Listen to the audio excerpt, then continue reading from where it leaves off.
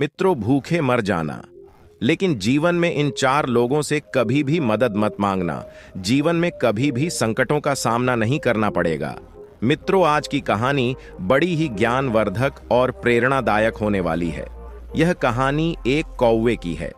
कहानी में चार ज्ञान की बातें छुपी हुई हैं, जिसे जानकर और सुनकर आप किसी भी व्यक्ति पर आंख बंद करके विश्वास नहीं करेंगे और आप अपने मित्र और शत्रु में अंतर को समझ पाएंगे और पहचान पाओगे। मित्रों, किसी ने क्या खूब कहा है, चाहे भूखे रह जाना, लेकिन ये चार लोगों से कभी भी मदद मत मांगना, वरना जीवन में हमेशा गरीब ही होते चले जाओगे और कभी भी धनवान व्यक्ति नहीं बन पाओगे। नमस्कार मित्रों, आप सभी लोगों से निवेदन है कि इस कथा को और कहानी को सुनने से पहले कमेंट बॉक्स में जय श्री कृष्णा राधे राधे लिखकर वीडियो को लाइक करके, चैनल को सब्सक्राइब करके बेल आइकन ऑल पर प्रेस कर लीजिए, जिससे आप सभी लोगों को हमारा वीडियो सबसे पहले मिले और आप सभी लोग प्राचीन कथाओं और कहानियों से जुड़े रहें। मित्रों, एक समय की बात है, एक जंगल में तबाही आ गई थी। तबाही कैसी कि बारिश के मौसम में भी एक बूंद पानी नहीं बरसाता, यानी अकाल पड़ गया था। सारे नदी नाले, झरने, तालाब लगभग सूखने लगे थे। जंगल में रहने वाले जानवरों के लिए, पशु पक्षियों के लिए खाने के लिए कुछ नहीं रह गया था। जंगल के सभी जानवर, पशु पक्षी उस स्थान को छोड़कर के किसी अन्य जंगल में जाने लगे थे। मित्रों, इस जंगल में एक कौवा और कौवी का जोड़ा रहा करते थे। वह कौवे का जोड़ा एक पेड़ की डाल पर बैठा हुआ था। उस जोड़े में जो कौवी थी, उसे बड़े ही तेज में भूख लगी थी, क्योंकि वह 3 दिनों से कुछ भी खाई नहीं थी। कौवी डाल पर बैठी बैठी इधर उधर देख रही थी कि कहीं से कुछ खाने को मिल जाए। तभी उसी पेड़ के नीचे एक लोमड़ी के ऊपर नजर जाती है। वह कुछ मांस का टुकड़ा मुंह में दबाए हुए जा रही थी। कवि ने जब उस लोमड़ी को देखा तो उसकी भूख और बढ़ गई। फिर कवि ने लोमड़ी से कहा, हे बहन, मैं 3 दिनों से भूखी हूं, कृपया करके आप हमें थोड़ा सा भोजन दे दीजिए, बड़े ही उपकार होगा, नहीं तो भूख से मेरे प्राण निकल जाएंगे। लोमड़ी ने देखा कौवा और कवि डाल पर बैठे हैं, तो लोमड़ी ने सोचा, इस मांस के टुकड़े से मेरा पेट तो नहीं भरेगा।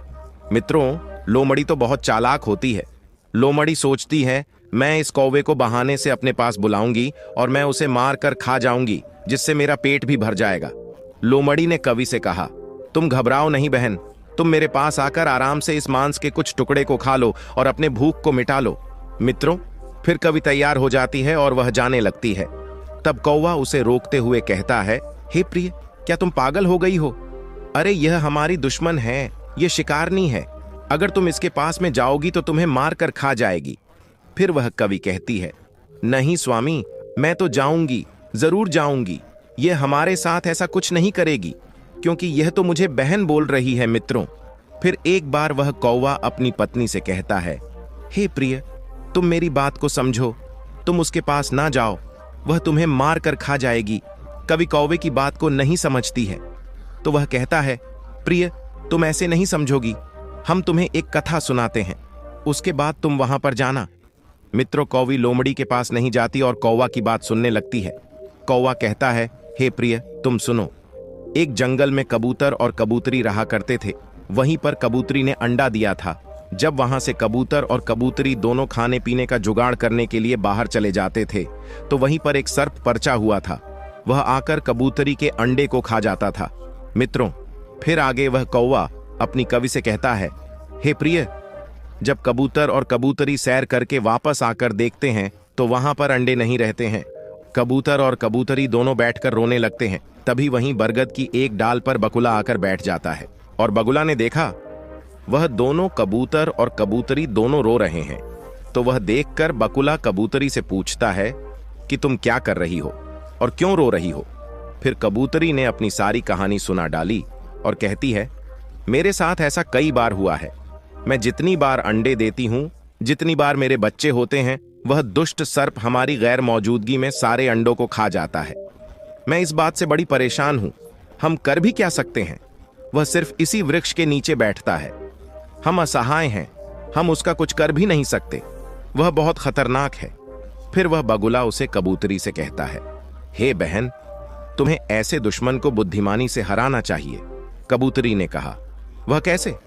तब बगुला समझाता है और कहता है, हे बहन, तुम पास वाले तालाब से मछलियां पकड़कर ले आओ, और थोड़ी ही दूर पर एक नेवले का बिल है, और नेवला के बिल के दरवाजे पर उन मछलियों को थोड़ी थोड़ी दूर पर डाल दो, और अंत में सर्प के बिल के पास अंतिम मछली को छोड़ दो, और नेवला जैसे ही निकलेगा उन सभी मछलियों को वह खाता हुआ उस सर्प के बिल तक पहुंच जाएगा। फिर सर्प के बिल के पास जाकर उसका बाहर आने का इंतजार करने लगेगा, और जैसे ही सर्प बाहर आएगा उसे वह नेवला मारकर खा जाएगा। इस प्रकार सर्प भी मर जाएगा और लाठी भी नहीं टूटेगी। तुम्हारा दुश्मन भी खत्म हो जाएगा और तुम्हारा बदला भी पूरा हो जाएगा।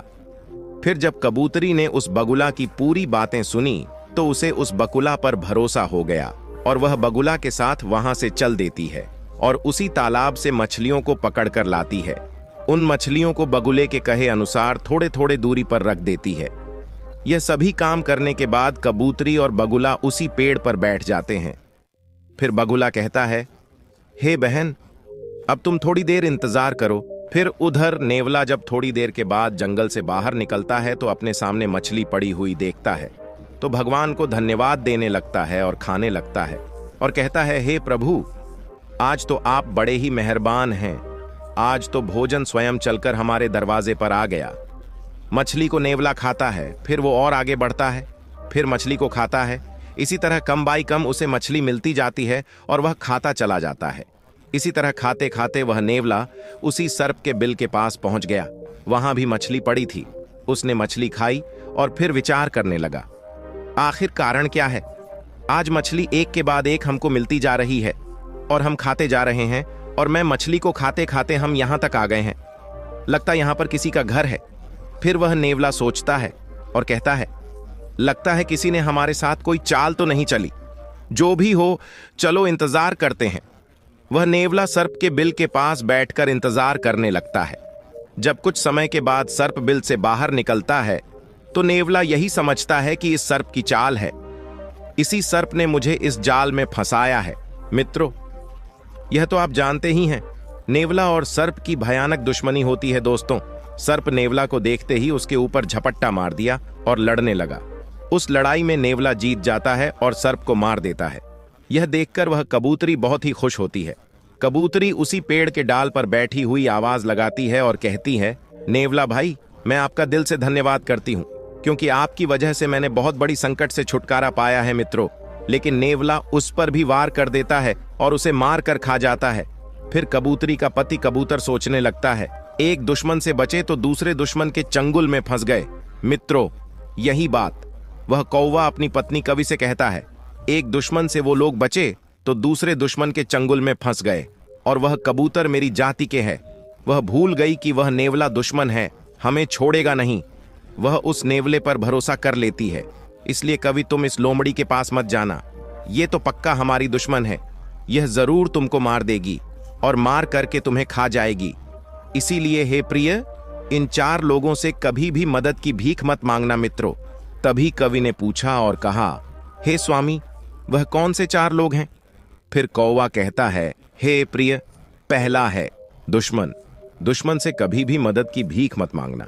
अगर आप अपने दुश्मन से मदद मांगेंगे तो वह आपकी मदद तो नहीं करेंगे, परंतु आप पर वार अवश्य कर देंगे, आपको नुकसान पहुंचाएंगे। इसीलिए कभी भी अपने दुश्मन से मदद की भीख मत मांगना। और दूसरा है अभिमानी घमंडी लोग, क्योंकि आप कभी घमंडी के पास जाएंगे तो वह घमंड में आकर आपका अपमान करेगा, आपकी मदद नहीं करेगा, आपको लज्जित कर देगा। इनके पास भी कभी मदद की भीख मांगने मत जाना, क्योंकि वह देगा कुछ भी नहीं, साथ ही आपका अपमान कर देगा। तीसरा, कपाट भरे शब्द ही कहते हैं और कपाट जरूर करते हैं, मदद तो नहीं करेंगे, लेकिन ये लोग अपने मीठे मीठे शब्दों से आपको फंसा लेंगे, आपका बहुत भारी नुकसान कर देंगे। इसलिए कपट्टी से भी कभी मदद मत मांगिएगा। चौथा है नशेबाज व्यक्ति। नशेबाज आदमी से कभी मदद की भीख मत मांगना। जैसे आपको कहीं भी जाना है और आप अकेले हैं तो ध्यान रखिएगा, ऐसे मौके पर कोई नशेबाज आपको लिफ्ट देता है तो मेरी प्यारी बहनें और भाइयों, ऐसे लोगों से कभी भी मदद की गुहार मत लगाना। समझ लीजिए, वह नशे में तो खुद है, अपने आप को नहीं संभाल पा रहा है तो वह आपको कैसे ले जाएगा? आप खुद सोच सकते हैं, वह खुद मरेगा और आपको भी मारेगा। तो इसलिए नशेबाज व्यक्ति से भी कभी मदद मत मांगना, चाहे आप भूखे रह लेना। लेकिन रास्ते में हो चाहे किसी भी स्थिति में हो, ऐसे लोगों से मदद मत मांगना। इन 4 लोगों पर कभी भी विश्वास मत करना। पहले दुश्मन, दूसरा अभिमानी, तीसरा कपट्टी, चौथा नशेबाज आदमी। तो मित्रों, फिर वह कभी अपने पति की बात को मानकर नहीं जाती है। मित्रों, यह कहानी हमें यही सीख देती है कि चाहे भूखे मर जाना, लेकिन इन 4 लोगों से मदद की गुहार कभी मत लगाना, मगर इन 4 लोगों से मदद की भीख मत मांगना। मित्रों, अगर ये कहानी आप लोगों को पसंद आई हो तो कमेंट बॉक्स में जय श्री कृष्णा लिख करके, वीडियो को लाइक करके, चैनल को सब्सक्राइब करके बेल आइकन ऑल पर प्रेस कर लीजिए, जिससे आप सभी लोगों को प्राचीन कथाएं और कहानियां सबसे पहले प्राप्त हो सके। मित्रों, वीडियो को पूरा देखने के लिए आप सभी लोगों का धन्यवाद।